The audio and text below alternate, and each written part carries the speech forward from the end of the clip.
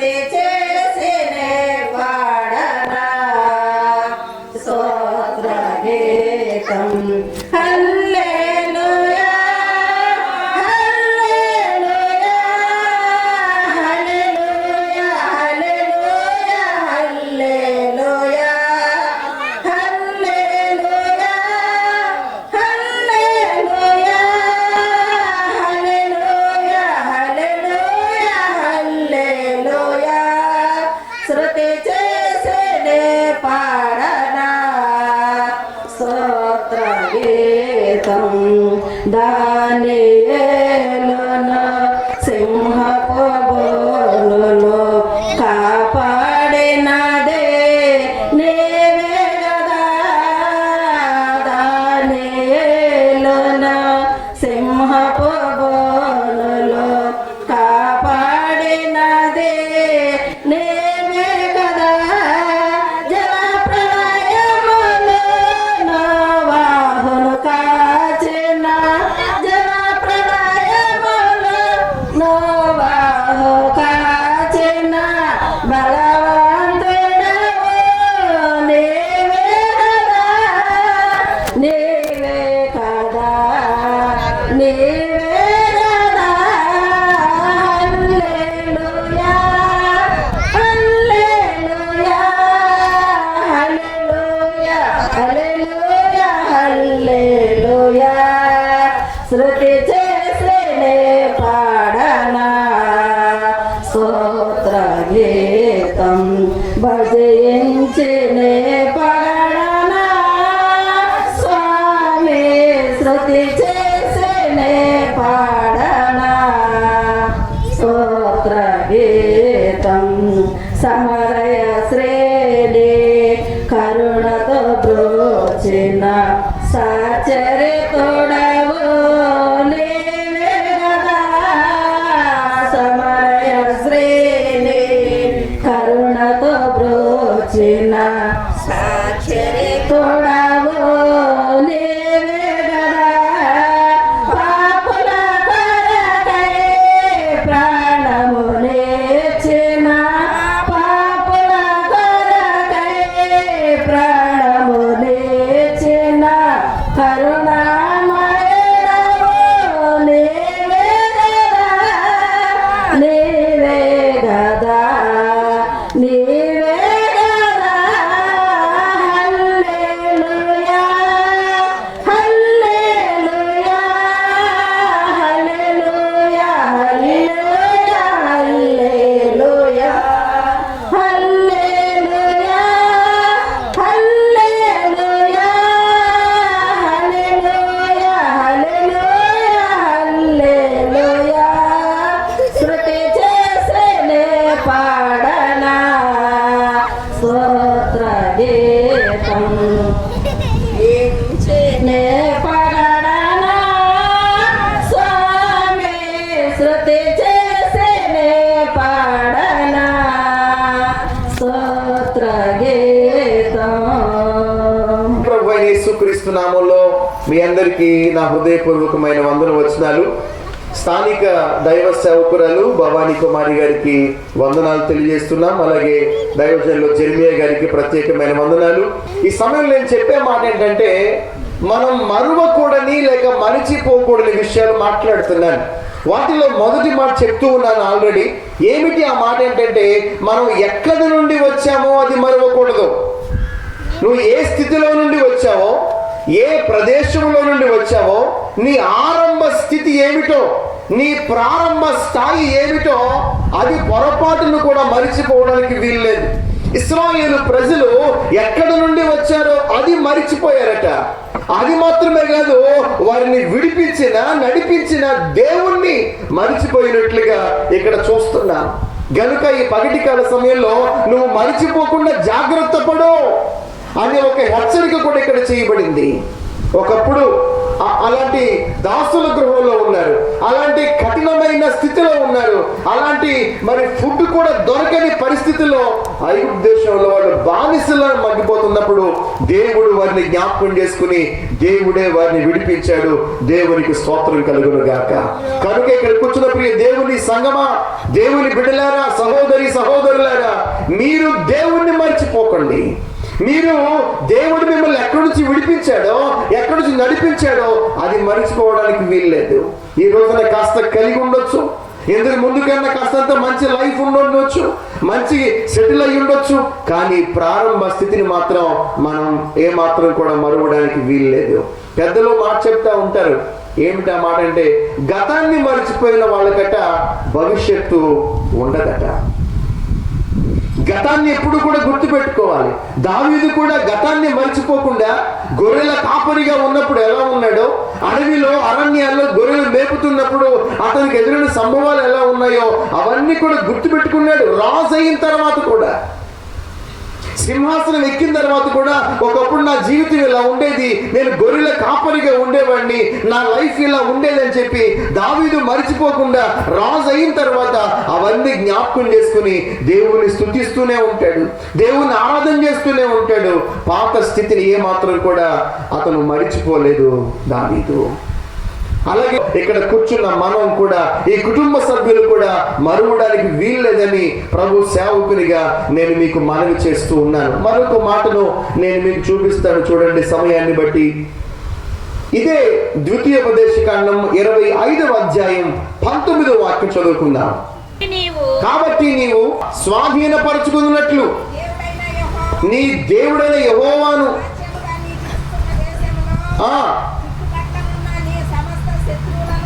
నీ సమస్త శత్రువులను లేకుండా చేసి, నీ దేవుడైన యెహోవా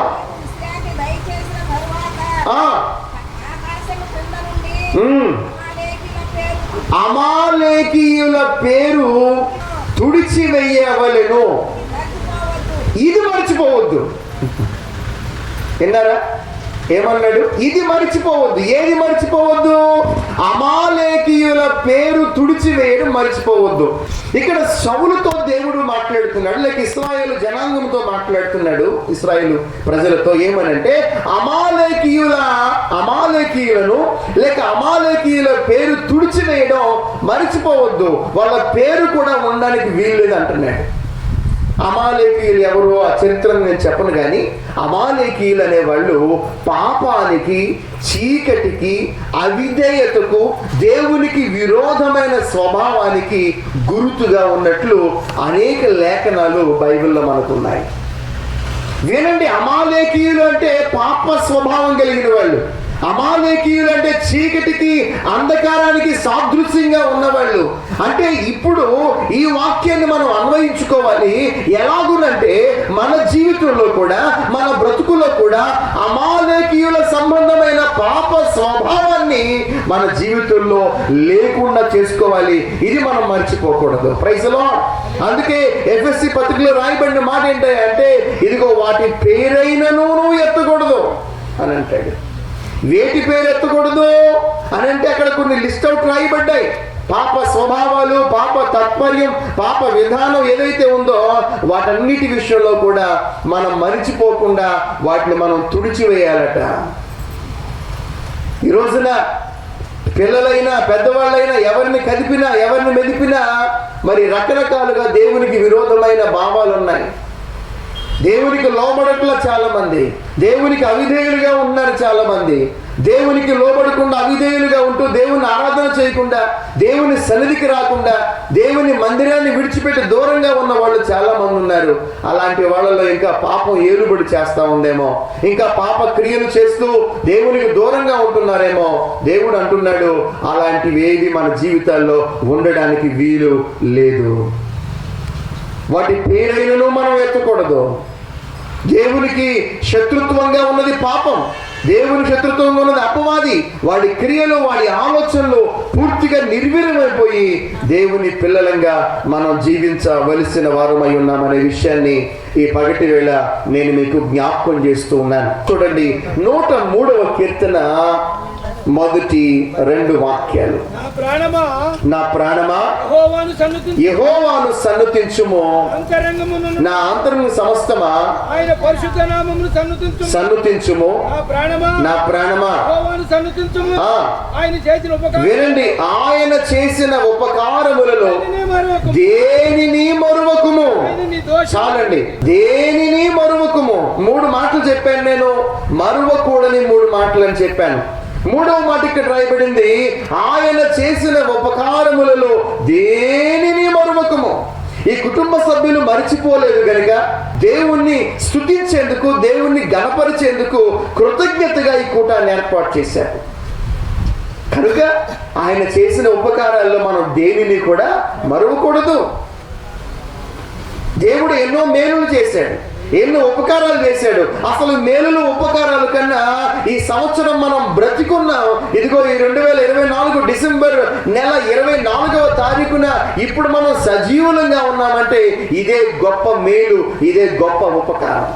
ఎందుకంటే ఎంతో మంది కాలగర్భంలో కలిసిపోయారు కదా, దాన్ని విడిచిపెట్టి వారి కాలాన్ని ముగించారు కదా మనతో పాటు 2024 ఆరంభంలో ఉన్నవాళ్ళు. కానీ ఈ రోజున నీవు నేను సజీవులంగా ఉన్నామంటే, మనం బ్రతికి ఉన్నామంటే ఇది దేవుడు చేసిన గొప్ప కార్యం, గొప్ప ఉపకారం, గొప్ప మేలు. అందుకే భక్తుడు అంటున్నాడు, నా ప్రాణమా యెహోవాను సన్నుతించు, దేనిని మరువకుము. ఒక్కటి కూడా మరువడానికి వీల్లేదు. ప్రతి మేలు గుర్తు పెట్టుకోవాలి, ప్రతి ఉపకారం గుర్తు పెట్టుకోవాలి, ప్రతి స్థితిని గుర్తు పెట్టుకోవాలి. మరిచిపోకుండా ఎప్పుడు కూడా దేవుణ్ణి గణపరుస్తూనే ఉండాలి.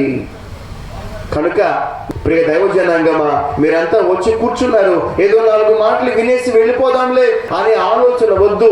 వచ్చిన మీరు దేవుని మాట వింటున్నారు, ఈ మాట మీ మనసులో పెట్టుకోండి.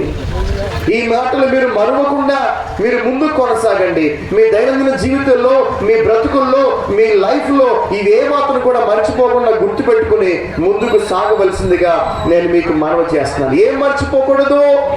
దేవుణ్ణి మర్చిపోకూడదు. ఎక్కడి నుండి వచ్చామో అది మర్చిపోకూడదు. రెండవది ఏం మర్చిపోకూడదు? నీ జీవితంలో పాపం ఉన్నదేమో చూచుకుని ఆ పాపము లేకుండా చేయడం ప్రాముఖ్యమైన పని, అది మర్చిపోకూడదు. సంవత్సరాలు గడిచే కొద్దీ మరింత పరిశుద్ధంగా జీవించాలి కదా, మరింత నీతిగా బ్రతకాలి కదా, మరింత దేవునికి దగ్గర అవ్వాలి కదా. లాస్ట్ ఇయర్ ఎంత పవిత్రంగా ఉన్నావో, ఎంత పరిశుద్ధంగా ఉన్నావో, ఇంకా ఆ జీవితం పెరగాలి కానీ తగ్గడానికి వీలు లేదు. ప్రార్థనా జీవితం పెరగాలి, వాక్య ధ్యానపు జీవితం పెరగాలి, సంఘ క్రమాల విషయంలో, సేవకు సహకరించే విషయంలో, అన్ని విషయాల్లో పెరగాలి కానీ తగ్గడానికి వీలు లేదు. చివరి మాట, ఆయన చేసిన ఉపకారాలు మరువకుండా, ఆయన చేసిన మేలులు మరువకుండా జాగ్రత్త పడాలి. అట్టి కృప దేవుడు ఇక్కడ కూర్చున్న మనందరికీ అనుగ్రహించునుగాక. ఆమేన్ చెప్దాం ఒకసారి. ఆమేన్. మరొకసారి మీ అందరికీ నా వందనాలు. దేవుడి మాటలు మన వినికిడిలో దీవించునుగాక. ఈ సమయంలో మరి మన మధ్యలో ఉన్నటువంటి ఇర్మియా గారు కూడా దేవుని యొక్క వాక్యాన్ని మనతో పంచుకోవాల్సిందిగా ప్రభు పేరట కోరుతూ ఉన్నాం. మన ప్రభువును రక్షకుడైనటువంటి యేసుక్రీస్తు నామములో చేరవచ్చిన కూడి వచ్చిన దేవుని బిడ్డలందరికీ ప్రత్యేక వందనాలు తెలియజేస్తున్నాము. మరి లండన్లో ఉన్నటువంటి దివాకర్ కూడా తను లండన్ వెళ్ళేటప్పుడు కూడా ఇలాగనే స్థితి కూటం పెట్టుకున్నారు. ఆ రోజు కూడా నన్ను రమ్మంటే వచ్చాను. ఆ యొక్క స్థితి కూటం పెట్టుకొని దేవుని గణపరిచి ఆ యవన బిడ్డ లండన్ వెళ్ళటం జరిగింది. నిజంగా కుటుంబ పరిస్థితులు అంత ఉన్నతమైన స్థితి కాదు.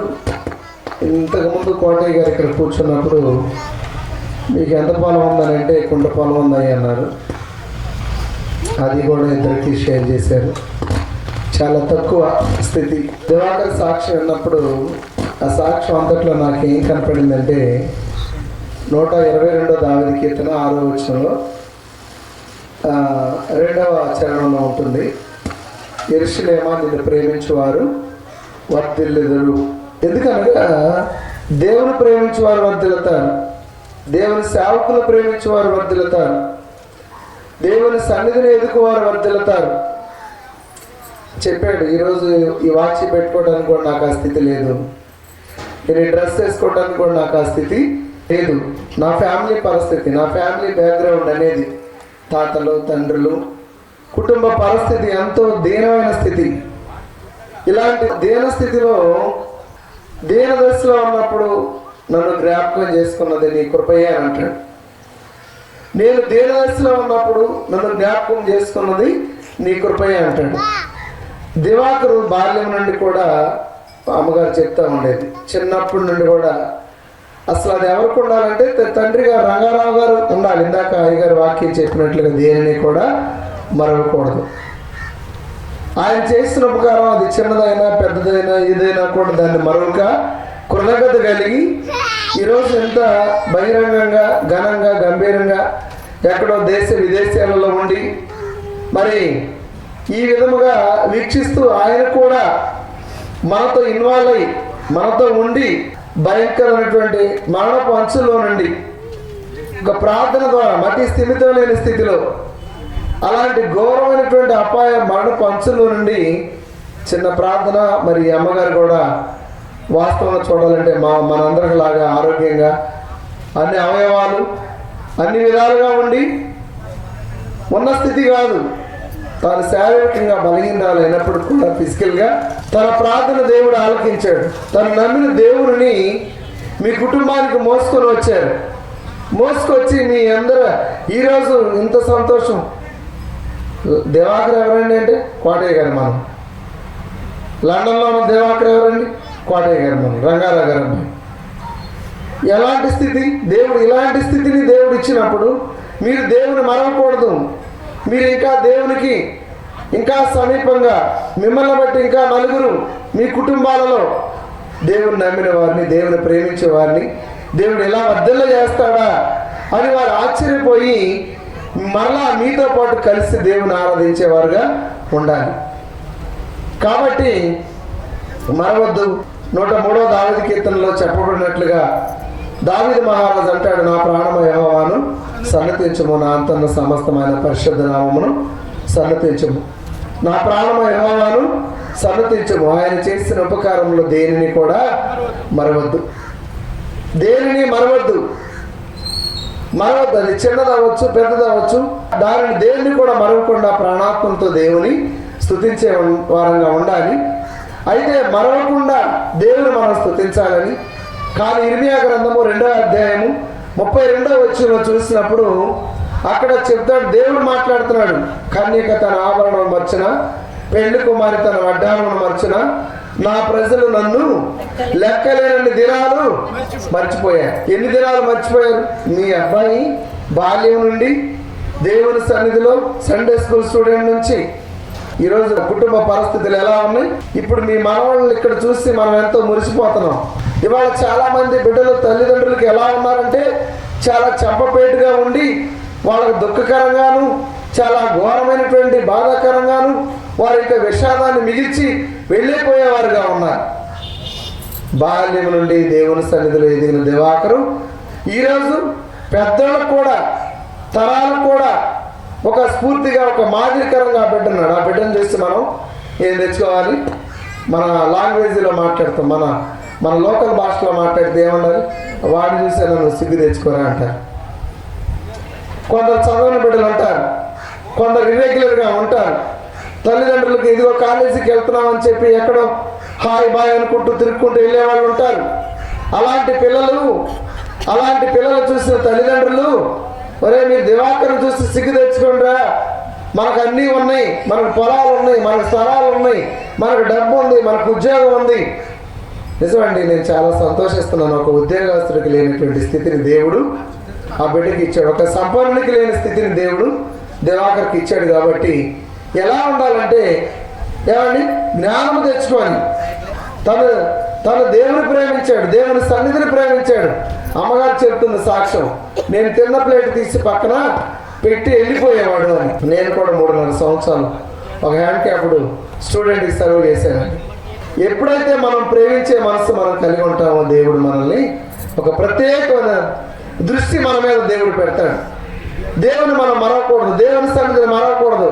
ఇజ్రాయేల్ ప్రజలు దేవుని అంట లెక్కలేని దినాలు మర్చిపోయారంట. ఆ బాబు ఇప్పటికి 2 years కంప్లీట్ అయిపోయి ఆయన MS కంప్లీట్ చేసుకొని మళ్ళా ఇంత ఘనముగా దేవుని స్తుతిస్తూ ఈరోజు వాస్తవంగా మనకి ఇంట్లోనే ఇది ఒక గొప్ప వేడుకగా ఆయన ప్రిపేర్ చేశాడు. అందరి బట్టి మనం దేవుని స్తుతించాలి. ఏమండి, లెక్కలేని దినాలు మర్చిపోయాడు. మనం మర్చిపోయే వారంగా ఉండకూడదు. ఆదికాండం 40 అధ్యాయంలో మనం చూసినప్పుడు 14 వచ్చిన అక్కడ ఏమండి యేసేపు మాట్లాడతాడు. అక్కడ యేసేపు పాలనాయకుడితో మాట్లాడతాడు. ఏమని మాట్లాడతాడంటే, నీకు క్షేమము కలిగినప్పుడు నన్ను జ్ఞాపకం చేసుకోవాలంటాడు. మనం ఇంకో మాట ఉపయోగిద్దాం అక్కడ, నీకు మేలు కలిగినప్పుడు, నీకు ఉపకారం కలిగినప్పుడు, నీకు మంచి జరిగినప్పుడు నన్ను జ్ఞాపకం చేసుకో. మర్చిపోతావా? జ్ఞాపకం చేసుకుంటారా? దేవాకర్ మర్చిపోలేదు, రంగారావు గారి కుటుంబం మర్చిపోలేదు. దేవుని స్తుతించే విషయంలో మర్చిపోవద్దు. అక్కడ యేసేపు చెప్తాడు ఆ వ్యక్తికి, నీకు మేలు నీకు క్షేమం అయినప్పుడు నన్ను జ్ఞాపకం చేసుకోమంటే, కింద 41 అధ్యాయం మొదటి వచ్చిన దగ్గరకు వచ్చరికి 2 సంవత్సరాలు అయిపోయినా కూడా యేసేపుని జ్ఞాపకం చేసుకోలేదు. చెప్పిన రీతిగా వెళ్ళాడు, 3వ రోజు జాయిన్ అయ్యాడు, ఉద్యోగం చేసుకున్నాడు, కానీ యేసేపుని మర్చిపోయాడు. యేసేపుని మనుషులు మర్చిపోతే దేవుడు మర్చిపోతాడా? దేవుడు మర్చిపోలేదు. అక్కడ రాజుకే ఎవరికి మరలా గ్రహింపు రావాలో అనేది దేవుడికి తెలుసు కాబట్టి ఒక సాధారణమైన మనిషికి ఇవ్వలేదు ఆ దర్శనాన్ని, ఆ కళని. ఒక సాధారణమైన వ్యక్తికి ఇవ్వలేదు. ఒక రాజుకి, ఐగుప్తు రాజుకే ఆ కళను కలిగేస్తాడు. ఏంటి ఆ కళగంటే ఏమండి, 7 బలమైన ఆవులు, 7 బలహీనమైన ఆవులు, 7 బలమైన ఆవుల్ని 7 బలహీనమైన ఆవులు మృంగివేసినాయంట. 7 బలమైన వెన్నుల్ని 7 బలహీనమైనటువంటి వెన్నులు మృంగివేసినాయంట. ఒక బలవంతుడు ఎంతమందినైనా కొట్టగలడు ఏమండి? ఒక బలహీనుడు ఎంతమందిని కొడతాడు?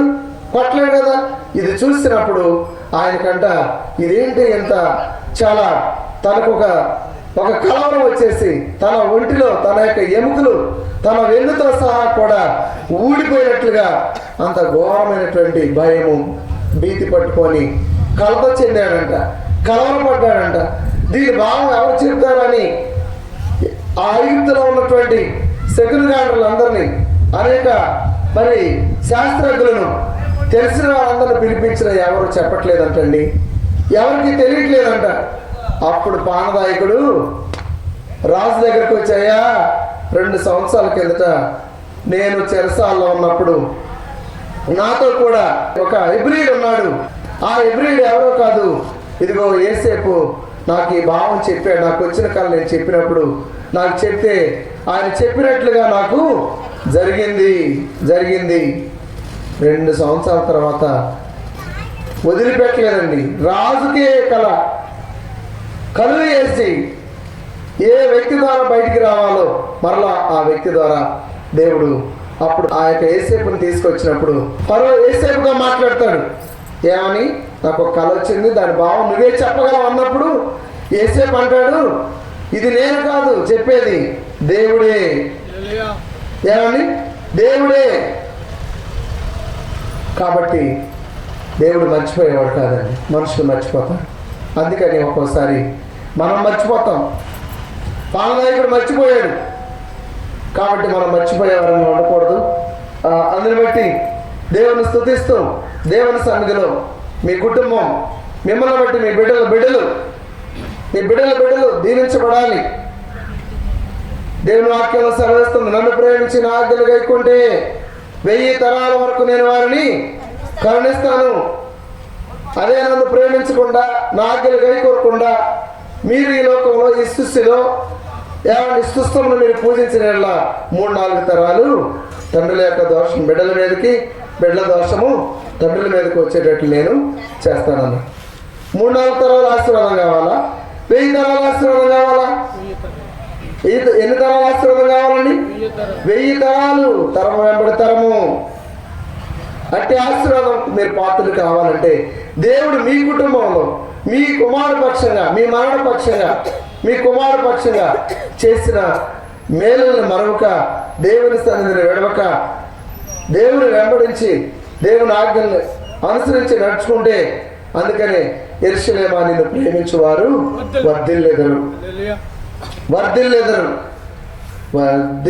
వర్ధిల్లెదము మన దేవుని మందిరమందు నాటబడిన వారమై.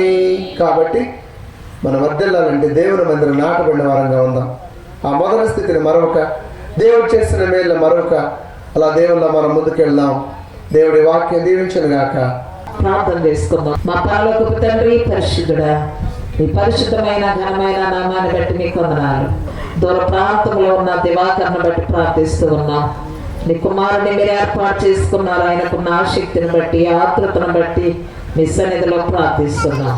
యవనస్తుడైన బిడ్డ ప్రభువా, నా తండ్రి నీ దయలో, మనుషుల దయలో వర్ధిల్లడానికి సహాయం ఇచ్చు. తల్లిదండ్రులను విడిచి దూర ప్రాంతంలో, సహవాసాన్ని విడిచి దూర ప్రాంతంలో, ఆత్మీయులను విడిచి దూర ప్రాంతంలో ఉంటుండగా ప్రభువా, నా తండ్రి దినాన్ని మేము ఒకరినొకరు చూసుకునే కృపనిచ్చు. అయ్యా, ఎన్నో సౌకర్యాలు, అయ్యా ఎన్నో పరికరాలు, మీరు ఎంతో జ్ఞానాన్ని మీరు ఇచ్చారయ్యా లోకంలో. అయ్యా మేమందరము కూడా ప్రభువా, అయ్యా మీరు ఇచ్చినటువంటి ఈ జ్ఞానాన్ని, టెక్నాలజీని వాడుకోవటానికి ప్రభా మనుషులను కూడా మీరు ఏర్పాటు చేసుకున్నారు, పరికరాలను ఏర్పాటు చేసుకున్నారు. లోకంలో మనుషుడికి ఏది తక్కువ కాకూడదని సమస్తాన్ని మీరు సిద్ధపరచుకున్నారయ్యా. సమస్తముని మూలముగా కలిగి అన్నదేది కూడా నీవు లేకుండా కలగలేదయ్యా. ఈ దినాన్ని బట్టి మీరు చూపిస్తున్న ప్రతి కృపను బట్టి మీకు వందనాలు, స్తోత్రములు. యవనస్తులైన బిడ్డ జీవితంలో తన చదువుకు తగిన ఉద్యోగాన్ని, అయా తన భవిష్యత్తును మీరు బహుగా దీవించమని ప్రార్థన చేస్తున్నాం. అయా మీ కుమారుడు ఉంటున్న గృహంలో ఉన్న ఆయన స్నేహితులను దీవించండి. అలాగనే ప్రభు ఆయన ఎక్కడైతే పని చేస్తూ ఉన్నాడో ప్రభువా, ఆ ఆఫీసులో ప్రభు మీరు దీవించండి నాయన. రాకపోకల్లో మీరు తోడై ఉండండి. లారీ క్లీనర్ గా ఉన్న రంగారావును మీరు దీవించారయ్యా. ఆర్టీసీ డ్రైవర్ గా చేశారు ప్రభువా. అయ్యా మా తండ్రి, గాలికి కొట్టుకొని పోవటం మీకు ఇష్టం లేదు. మా తండ్రి, పాపపు ఊపిలో కూరుకొని నశించి చనిపోవటం మీకు ఇష్టం లేదయ్యా. నువ్వు ఎంత గొప్ప దేవుడు అయ్యా. మీరు చేసిన ప్రతి గొప్ప కార్యాలను బట్టి, అనేక ఉపకారాలను బట్టి మీకు వందనాలు, స్తోత్రములు చెల్లిస్తున్నాను. 50 సంవత్సరాల జీవితాన్ని ఇచ్చు, భార్య బిడ్డలను ఇచ్చు ప్రభువా. మిగిలినటువంటి ప్రభువా ఈ జీవితాన్ని మీకు అంకితం చేసే మంచి మనసివయ్యా, నీకు స్తోత్రం చెల్లిస్తున్నాను. దేవానికి వందనాలు, స్తోత్రములు. సంఘములో, సమాజంలో నీకు మహిమ తెచ్చే బిడ్డగా చేయండి. సదాడు కట్టిన ప్రతి కట్లను మీరు తెచ్చి నేను ప్రార్థన చేస్తున్నాను. నీ నీతికి వారసుడిగా చేయండి. నీ కుమారుడిగా చేయ, నీకు స్తుతులు చెల్లిస్తున్నాను. ప్రతి చీకటి కార్యాలను వేస్తున్నాము బంధించమని పెట్టుకుంటున్నాం. ఎంతవరకు ఇచ్చినటువంటి మంచి వాతావరణాన్ని బట్టి మీకు స్తోత్రాలు. వారి తల్లిదండ్రులను మీరు దీవించండి, కుటుంబ పెద్దలను దీవించండి. ఈ స్థలంలో చక్కని గృహం కట్టబడటానికి కృప చూపండి. ఆర్థిక వనరులను మీరు తీర్చండి. అనేక అప్పులలో నుండి మీరు ప్రభువా బిడ్డలను నాయన అప్పులు తీర్చుకుని ఆ చింత నుండి, ఆందోళన నుండి బయటపడే కృపలు ఇచ్చారు. మీకు స్తోత్రం. ఈ దీవెనలన్నీ మీ ప్రియ కుమారుడు, మా ప్రియ రక్షకుడైన యేసు క్రీస్తు నామములో అడిగి వేడుకొనుచున్నాము తండ్రి. ఆమేన్. వందనాలండి.